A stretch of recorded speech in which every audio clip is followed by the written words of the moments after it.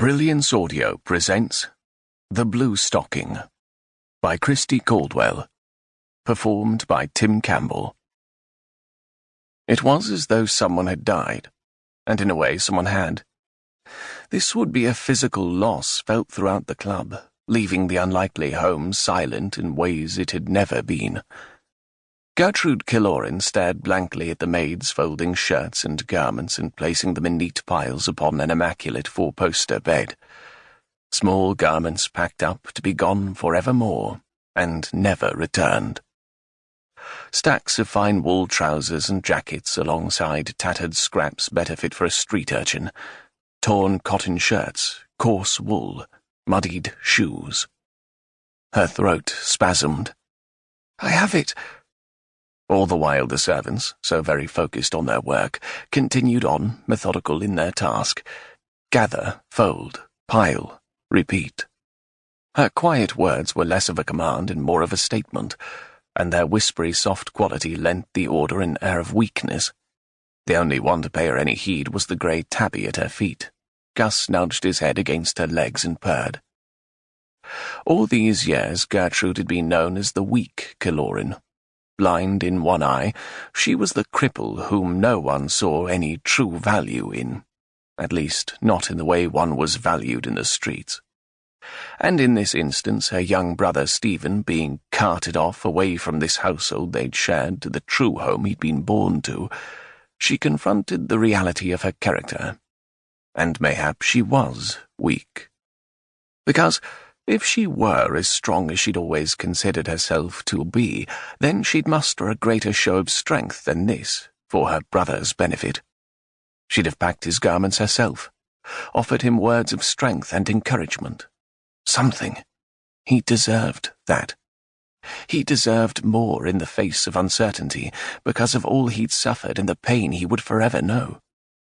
From where she stood at the windows overlooking the streets outside the Devil's Den, the glass panes reflected a pair of footmen behind her, entering her brother's rooms with yet another trunk. Another one to fill with Stephen's things, taking all with him when he was gone. "Oh, God!" With jerky movements, she rushed over to the unfolded garments. "I have them," she said, her voice slightly pitched, and something in it cut across the bustling activity that had existed in this room throughout the day.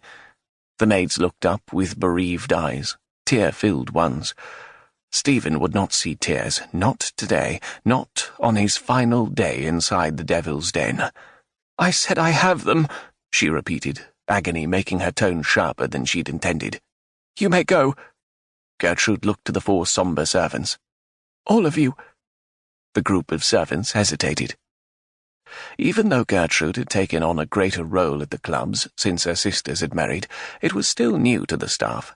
They likely didn't truly know what to do with this commanding version of her usually collected self. "Now," she said curtly when they made no move to leave. The pair of maids relinquished the garments in their hands and filed after the footman. They closed the door in their wake so that Gertrude was left alone. Her breath came slow and shallow, straining to hear the constricted walls of her chest as she stared at the oak panel of Stephen's door, nicked and scarred from the tip of the dagger he'd hurled at it, a street game he'd carried with him into the club. It was just one more physical proof of the wrongness of his having lived here, and of the life he'd been forced to live as a member of their family. They'd brought irrevocable harm to him, in every way. But how were they to have known? She bit hard at her lower lip, scrabbling the flesh.